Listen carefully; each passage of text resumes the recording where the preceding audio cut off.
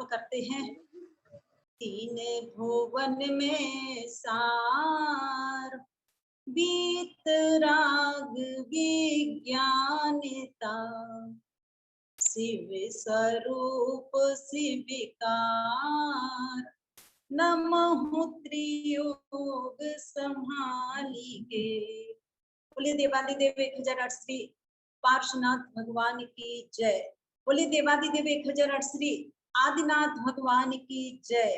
बोलिए विश्व वंदनीय देवादिदेव 1008 श्री महावीर भगवान की जय।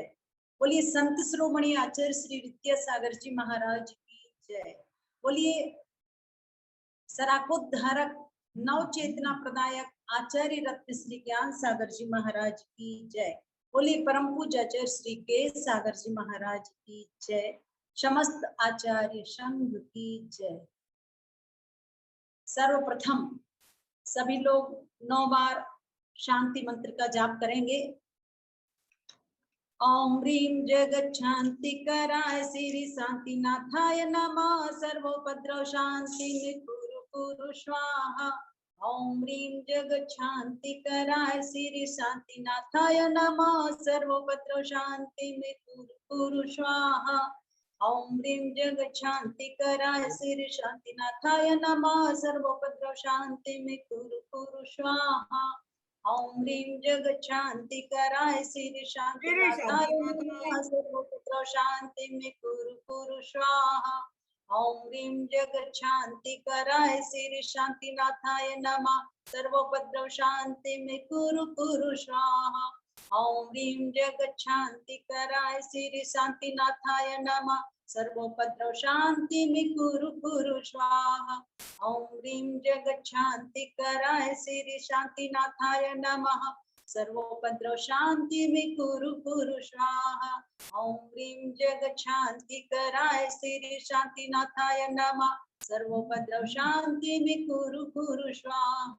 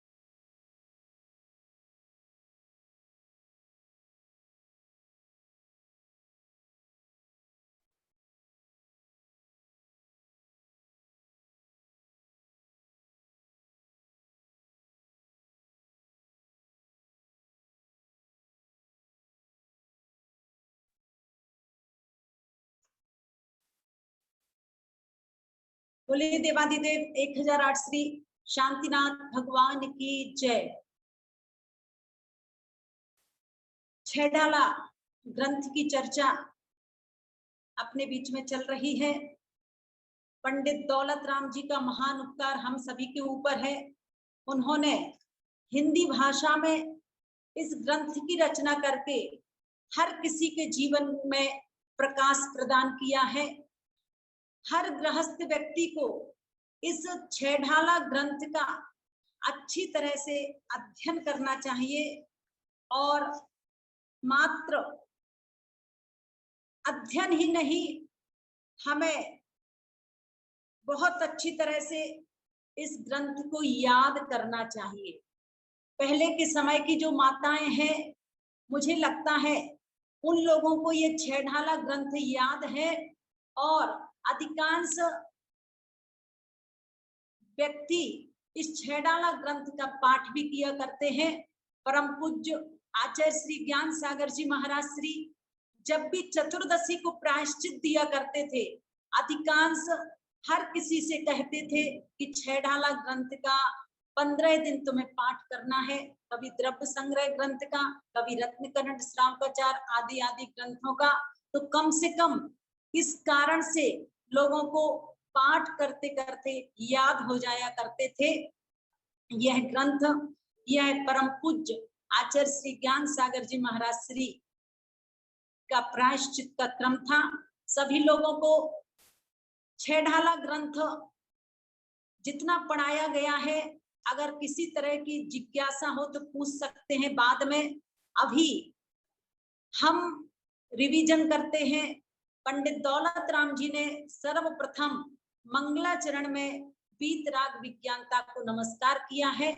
उस वीतराग विज्ञानता की विशेषता बताई है कि वो वीतराग विज्ञानता आनंद स्वरूप है, मोक्ष को देने वाला है। ऐसे उस वीतराग विज्ञानता को मैं तीनों योगों पूर्वक नमस्कार करता हूँ। उसके पश्चात बताया गया कि संसार में अनंत जीव हैं, वो सारे जीव सुख चाहते हैं, दुख से भयभीत रहते हैं। इसलिए करुणा के धारी गुरु महाराज हमारे लिए दुख को दूर करने वाली, सुख को प्राप्त कराने वाली शिक्षा दे रहे हैं। उसके बाद पंडित दौलत राम जी ने इस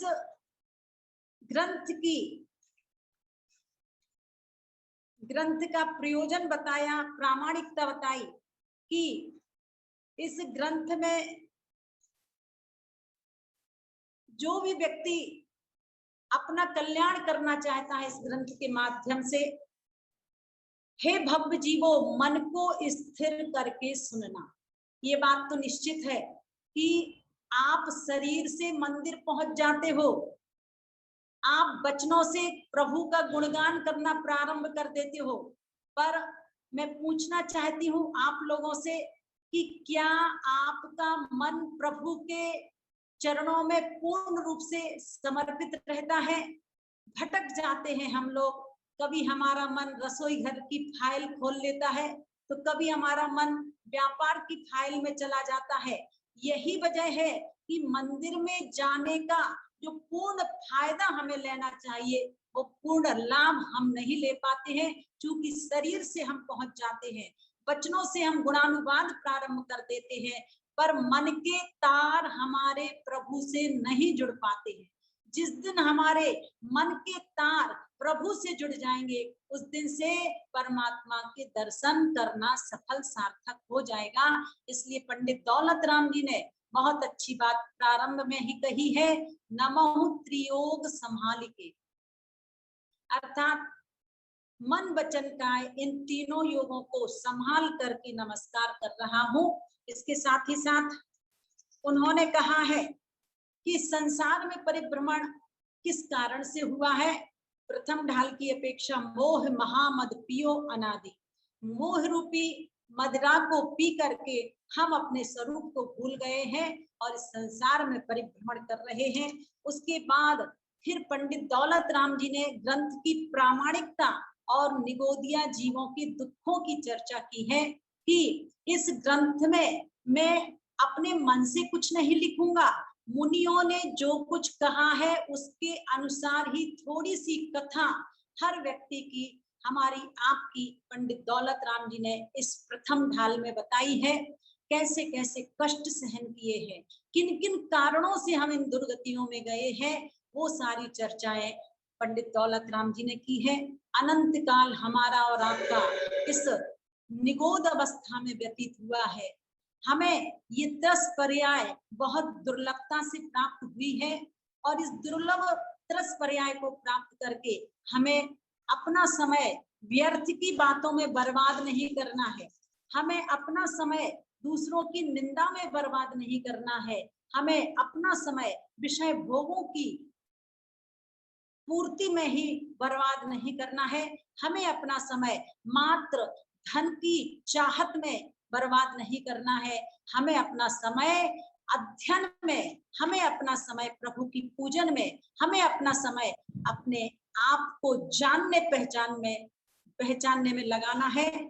और 10 पर्याय की दुर्लभता के साथ साथ आप सभी ने कल यह पढ़ा था कि कभी यह जीव असैनी पंचेंद्रिय हो गया तो मन के बिना निपट अज्ञानी रहा और कदाचित सैनी पर्याय को भी प्राप्त कर लिया, सबल पर्याय को प्राप्त कर लिया तो अपने से निर्बल पशुओं को खाया। इस तरह से त्रियंच गति के दुखों की चर्चा है। और आगे भी बताया था कि कदाचित यह जीव बलहीन हुआ तो सबल पशुओं के द्वारा खाया गया। छेदन, भेदन, भूख, प्यास, भार वहन, सर्दी, गर्मी आदि के कष्टों को भी इस जीव ने सहन किया।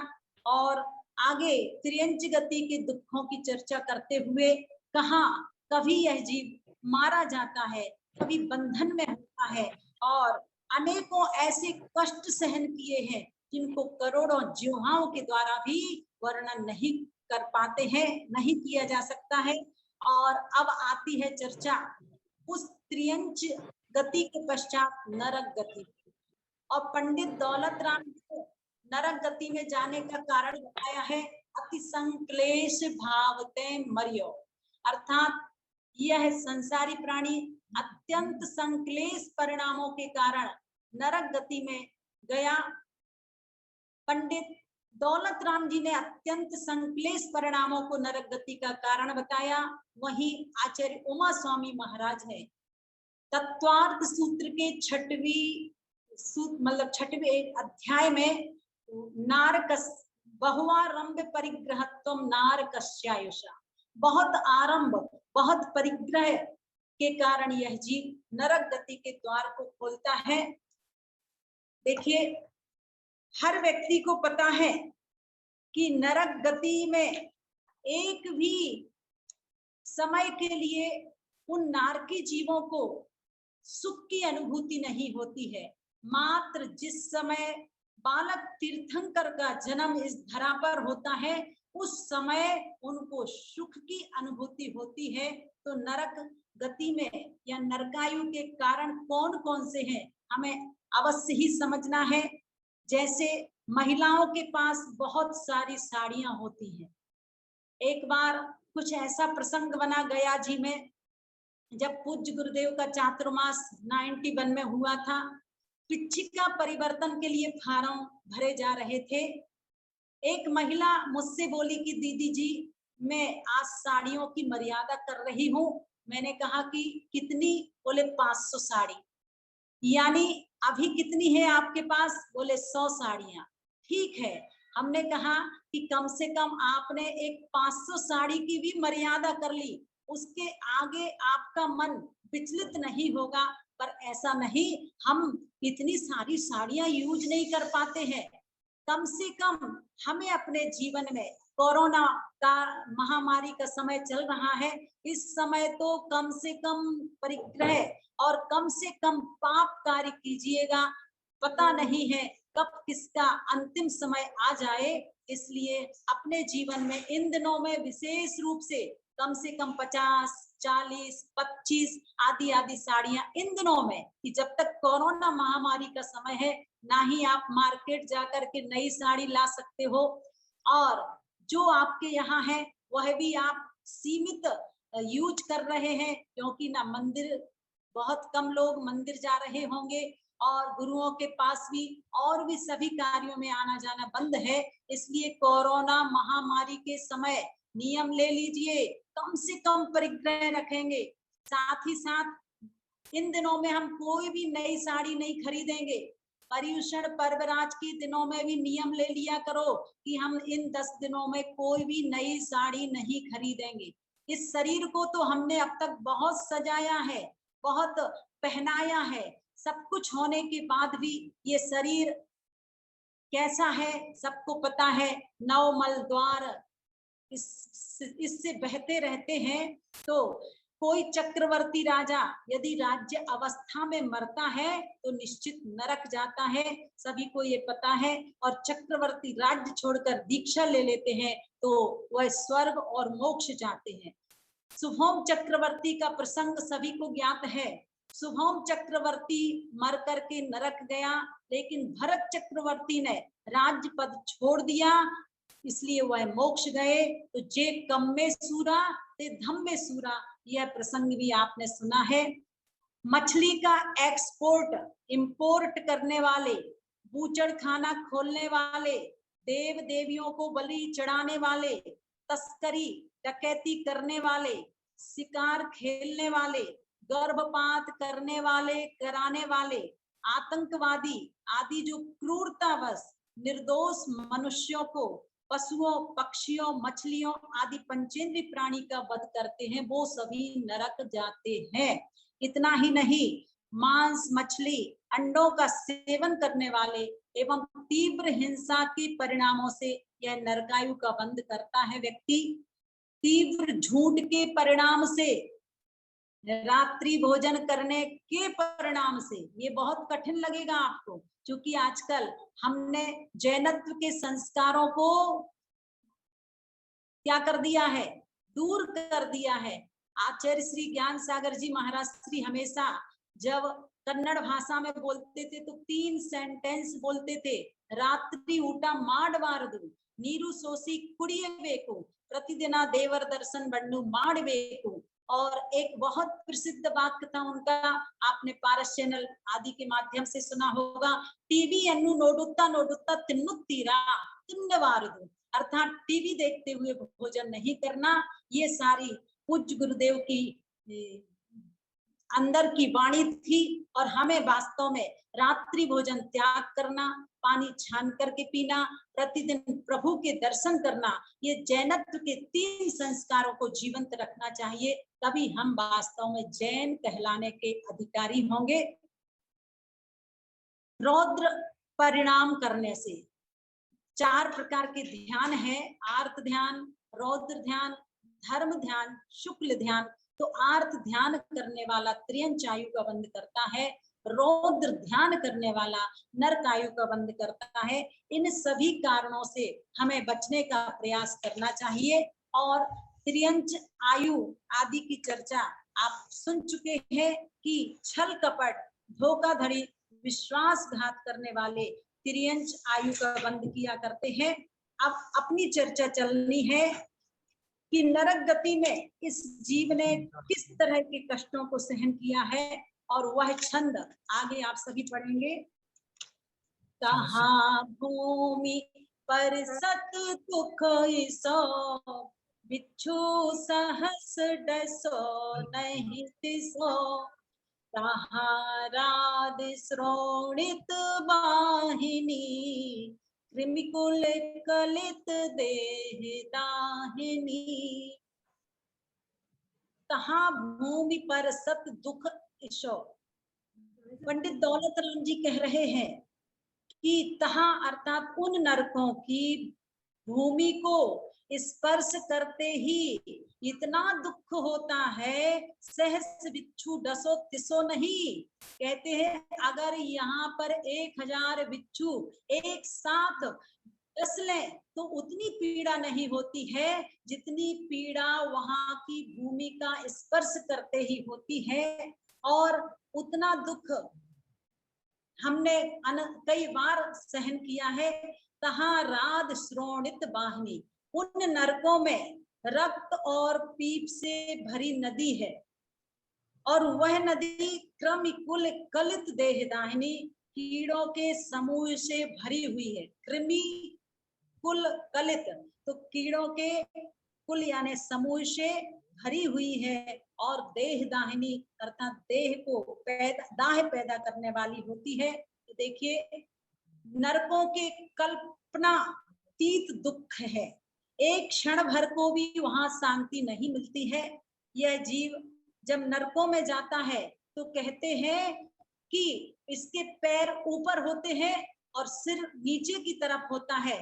नीचे 36 प्रकार के शस्त्र होते हैं, और उन शस्त्रों पर जैसे गेंद को आप नीचे ऊपर करते हैं, ऐसे ही नार की जीव उन शस्त्रों पर कई बार ऊपर नीचे छलांग लगाता है। तो प्रारंभ से ही यह कष्ट सहन करना प्रारंभ करता है।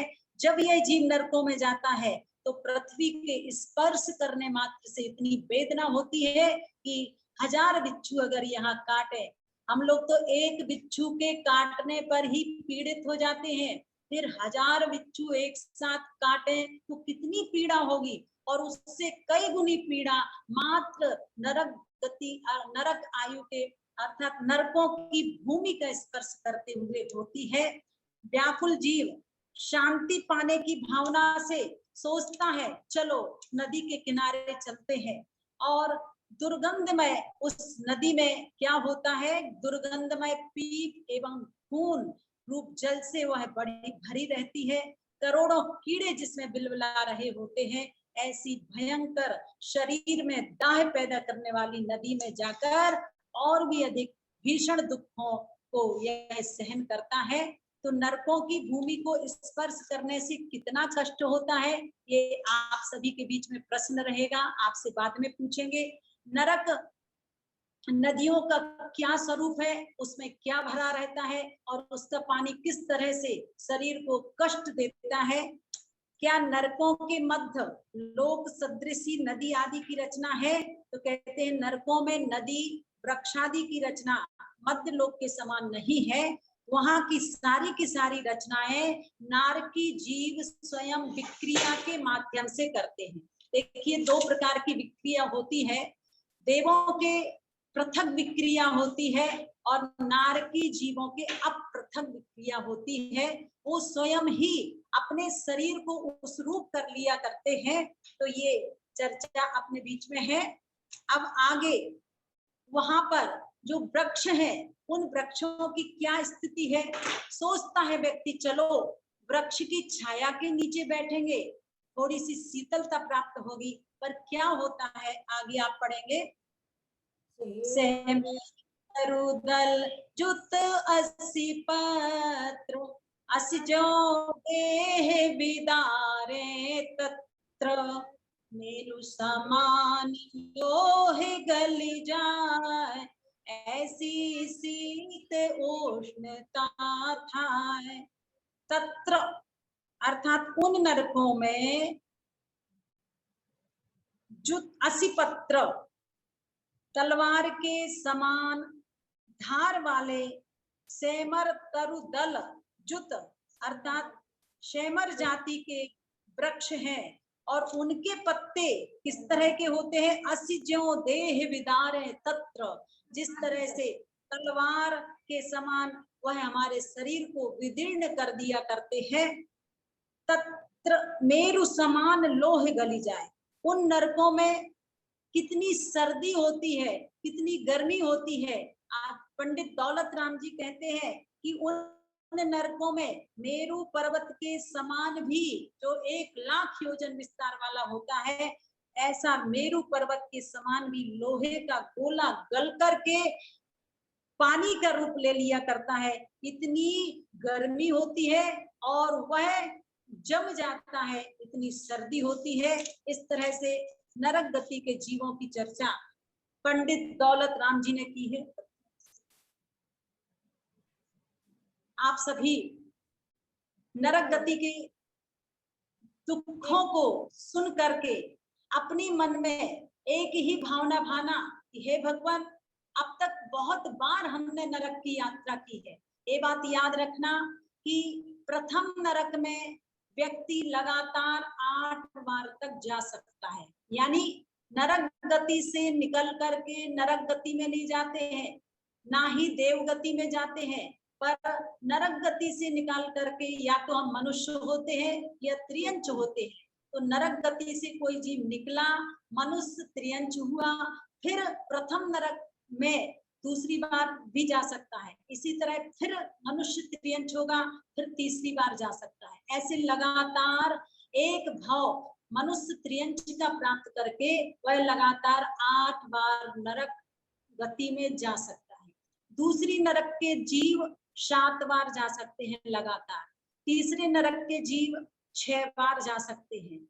चौथी नरक के जीव 5 बार जा सकते हैं। छठी नरक के जीव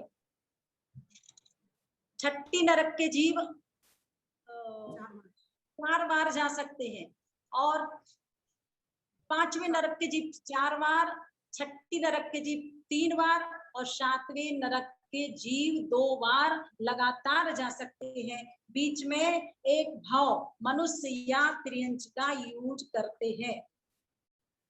तो ये बात याद रखिएगा कि 7 नरकों में जीवों का निरंतर गमन कितनी बार हो सकता है। तो प्रथम पृथ्वी में 8 बार, द्वितीय में 7 बार, तृतीय में 6 बार, चतुर्थ में 5 बार, पंचम में 4 बार, षष्टम में 3 बार और सप्तम नरक में 2 बार जा सकता है।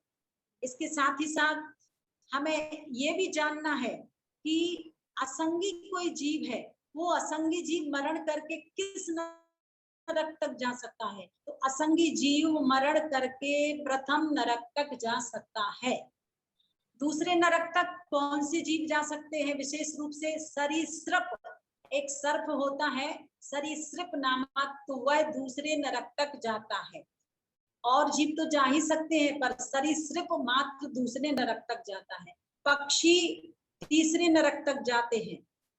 चौथे नरक तक भुजंग जो सर्प होते हैं वह चौथे नरक तक जाते हैं। सिंह जितना कितना क्रूर होता है, ऐसा सिंह पांचवें नरक तक जाता है।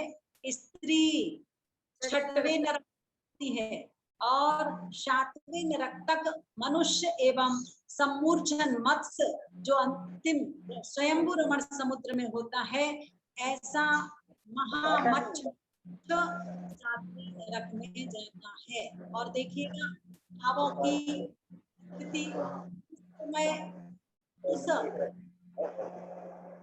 राघव मच्छ के कान में तंदुल मच्छ होता है। तंदुल का मतलब होता है चावल के दाने बराबर। उस राघव मच्छ के कान में तंदुल मच्छ होता है।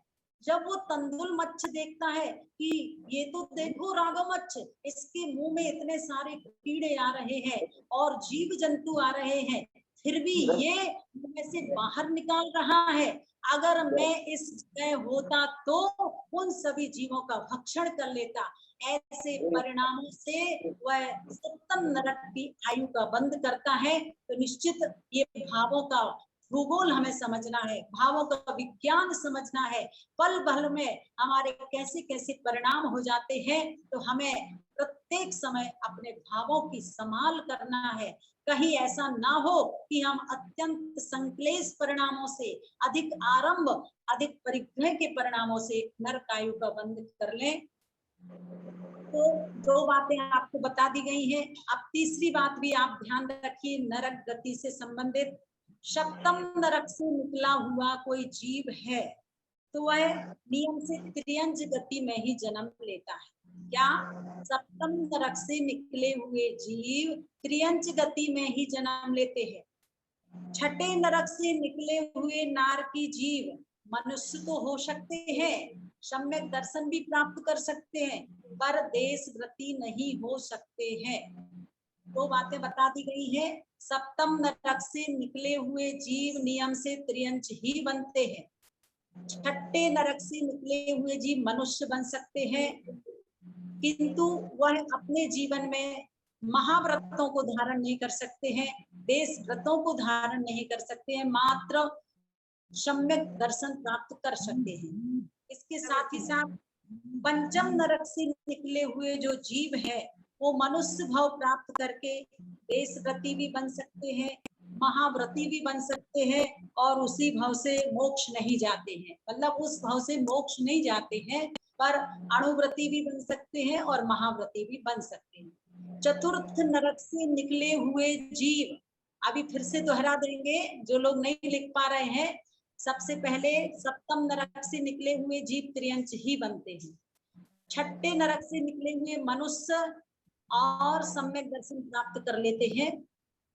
पंचम नरक से निकले हुए जीव अणुव्रत महाव्रत धारण कर सकते हैं, मोक्ष प्राप्त नहीं कर सकते। चतुर्थ नरक से निकले हुए जीव मुनि मुद्रा धारण करके मोक्ष पद की प्राप्ति भी कर लेते हैं, पर तीर्थंकर नहीं बनते हैं। तीसरी नरक तक के जीव तीर्थंकर भी बन सकते हैं। प्रथम द्वितीय तृतीय नरक से निकले हुए जीव तीर्थंकर भी बन सकते हैं और उसी भाव से मोक्ष भी जा सकते हैं। तो ये तीन बातें आज हमने आपको बताई हैं। सर्वप्रथम प्रथम नरक में लगातार अगर नारकी जीव जाता है तो 8 बार, एक बीच में दूसरी पर्याय प्राप्त करके, दूसरे नरक में जाते हैं 7 बार, तीसरे नरक में जाते हैं 6 बार, चौथे नरक में जाता है 5 बार, पंचम नरक में जाता है 4 बार, षष्टम नरक में जाता है 3 बार और सप्तम नरक में 2 बार जा सकता है। और सातवें नरक से निकला हुआ त्रियंच गति का ही जीव होता है। नरक से निकला हुआ मनुष्य होता है और सम्यक दर्शन प्राप्त कर सकता है। पंचम नरक से निकला हुआ अणुव्रत महाव्रत धारण कर सकता है। चतुर्थ नरक से निकला हुआ मोक्ष पद की प्राप्ति कर लेता है और पहले से तीसरे नरक से निकले हुए जीव तीर्थंकर बन सकते हैं और उसी भाव में मोक्ष प्राप्त कर लिया करते हैं। इस तरह से ये नरक गति से संबंधित चर्चा है। बहुत विस्तार से अगर आपको जानना है तो तत्वार्थ सूत्र के 3 अध्याय में प्रारंभिक कुछ सूत्रों में आचार्य उमा स्वामी महाराज ने उनकी आयु, दिल कितने होते हैं, पटल कितने होते हैं, ये सारी चर्चा की है।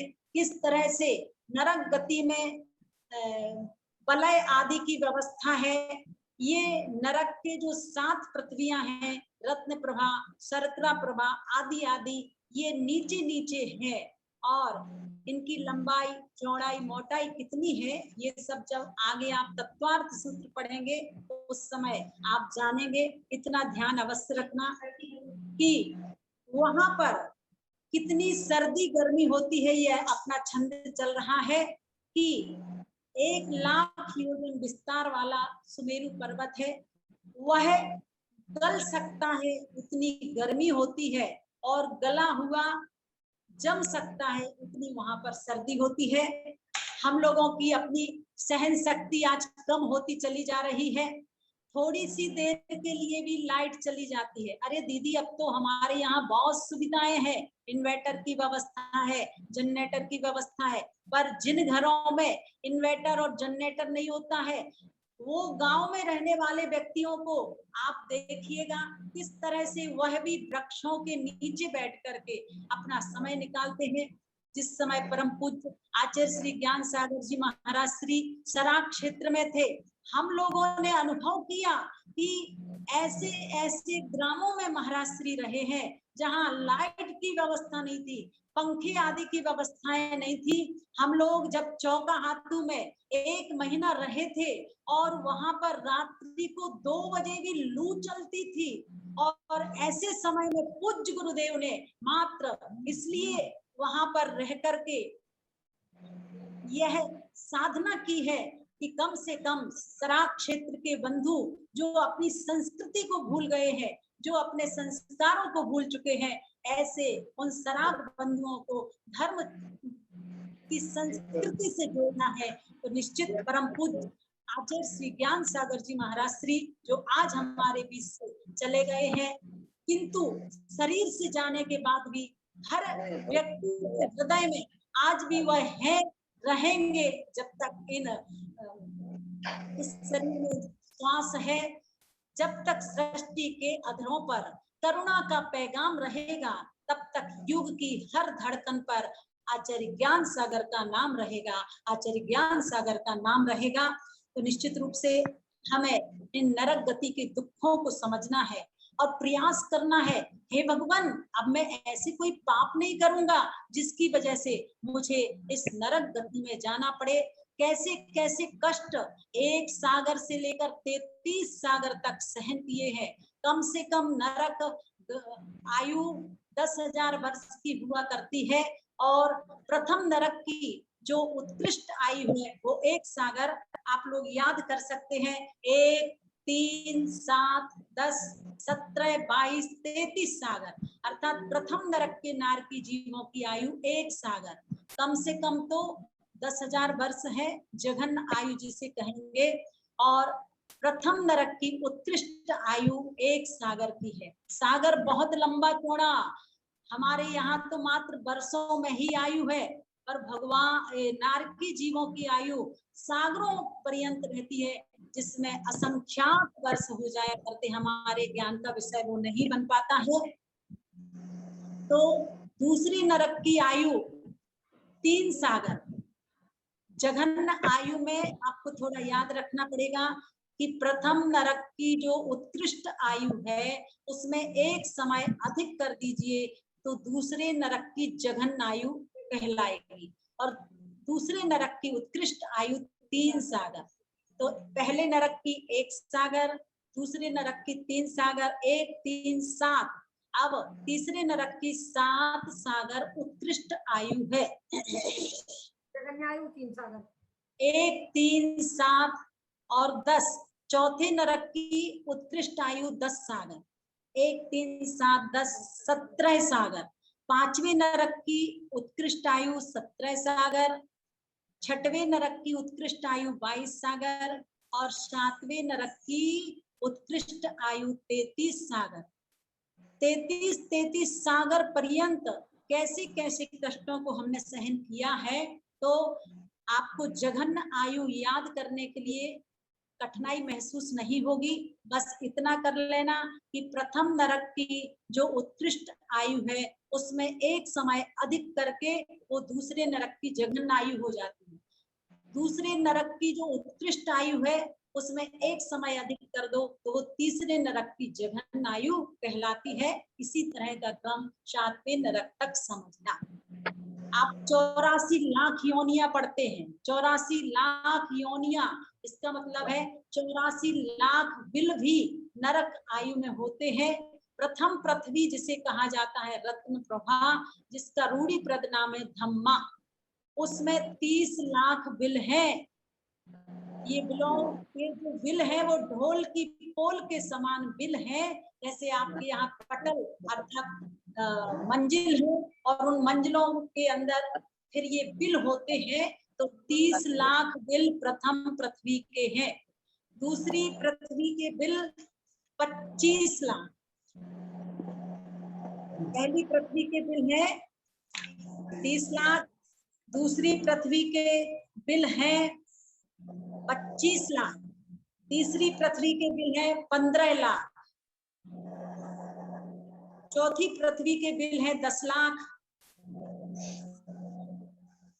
छठवीं पृथ्वी के बिल है 3 लाख, सातवीं पृथ्वी के बिल है 5 कम 1 लाख। इस तरह से ये 84 लाख बिल हो जाया करते हैं।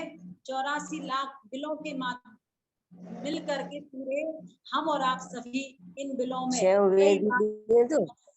स्मरण किए हैं। तो समझ में आ गया। सर्वप्रथम पहली पृथ्वी में 5 लाख, दूसरे में 25 लाख, तीसरे में 15 लाख, चौथे में 10 लाख, हाँ, पांचवे में 3 लाख, छठवें में 5 कम 1 लाख और सातवें नरक में मात्र 5 बिल है। इस तरह से ये बिलों की संख्या मिलकर के 84 लाख 5 बिल हो जाया करते हैं। और थोड़ा सा याद रखिए, नारकी जीवों के पटल कितने हैं। तो पटल की संख्या भी आप याद रखो, बहुत सरल तरीका है। प्रथम नरक में 13 पटल हैं, पूरे टोटल मिलकर के 49 पटल हो जाते हैं। तो प्रथम नरक में 13 पटल हैं, द्वितीय नरक में 11 पटल हैं, तृतीय नरक में 9 पटल हैं,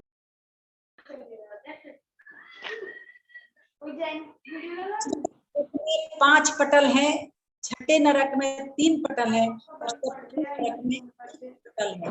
इस कुल मिलाकर के नरकों में 49 पटल हैं और इन पटलों में 30 लाख बिल हैं।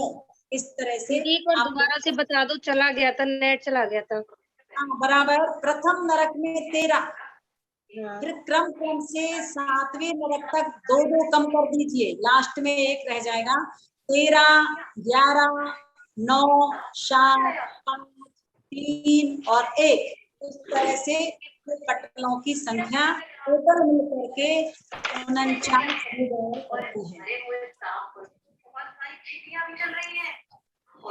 जी याद हो गया ना? याद हो गया? दीदी चौथे नरक में कौन जाता है? कौन जाता है? भुजंग। भुजंग यानी सर्प चौथे नरक तक जाते हैं, सिंह 5वें नरक तक जाते हैं, स्त्री 6वें नरक तक जाती है, मत्स्य मानव नरक तक जाते हैं। तो आज नरक गति से संबंधित 4-5 तरह की जानकारी हमने आपको दी है। आप लोग इस 6 ढाला ग्रंथ को बहुत अच्छी तरह से पढ़े। जिस समय हम पढ़ाते हैं उस समय तो पढ़े ही, किंतु उसके बाद भी आप लोग पुस्तक खोल करके अच्छी तरह से विषय दोहराएं और पंक्तियां याद करें तो बहुत ही अच्छी बात है।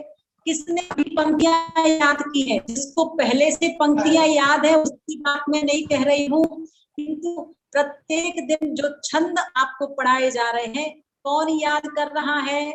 किसको याद हुए हैं अभी प्रतिदिन? कौन सुनाएगा? चलिए सब लोग मंगलाचरण तो याद ही होगा। तीन भुवन में सार गीत राघवी ज्ञान दे शिव सब रूप शिवकार नमो त्रियोग समार के। दूसरा छंद दीदी मैं बोल रही हूँ। जेते भुवन में जीव अनंत सुख चाहे दुख ते बैवन ताते दुख हारी सुखकार कहे सीख गुरु करुणाधार। हाँ बहुत अच्छा। जिनको याद नहीं है वो कम से कम एक एक छंद प्रतिदिन याद करें, ताकि लॉकडाउन के मध्य ये 6 ढाला की पहली ढाल तो आपको याद हो ही जाए। तो कल कौन कितने छंद याद करके आएगा और उससे मैं पूछूंगी। आप लोग निश्चित रूप से इस कोरोना महामारी के समय अपना समय धर्म ध्यान में निकाल रहे हैं। आज अक्षय तृतीया पर्व का दिन है। श्री दिगंबर जैन ज्ञान तीर्थ क्षेत्र पर प्रतिदिन कल से 48 दिन तक भक्तामर महामंडल विधान का आयोजन किया जा रहा है।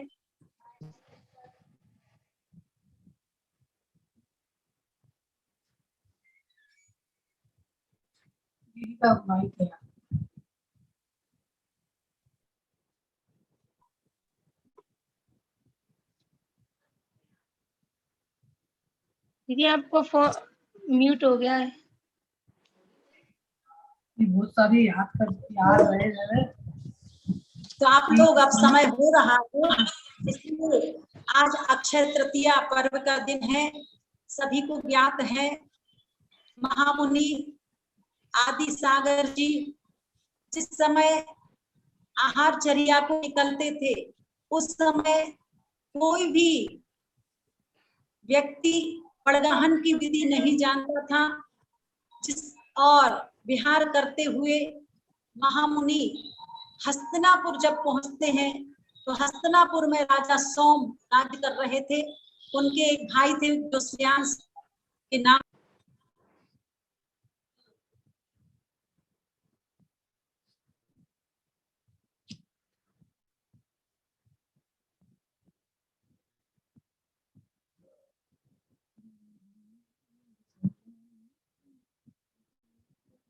दीदी आवाज नहीं आ रही।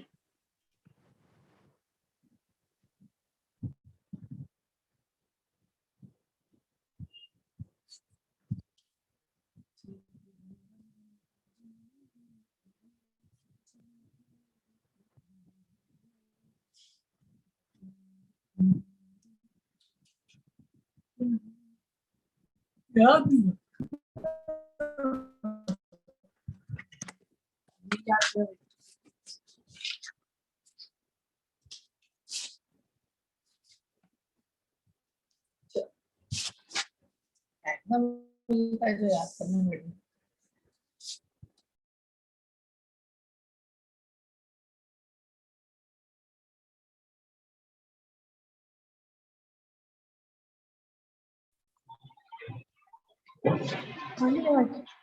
हाँ आप लोग बताइएगा पहली पृथ्वी में कितने पटल हैं? महावीर भैया पहली पृथ्वी में कितने पटल हैं? अपनी आवाज खोलिए, आवाज खोलिएगा, आवाज खोलो। हाँ और 7वें नरक में कितने पटल हैं? एक पटल है। प्रथम नरक की जघन्य आयु कितनी बताई थी? एक सागर 10,000 एक वर्ष। सागर।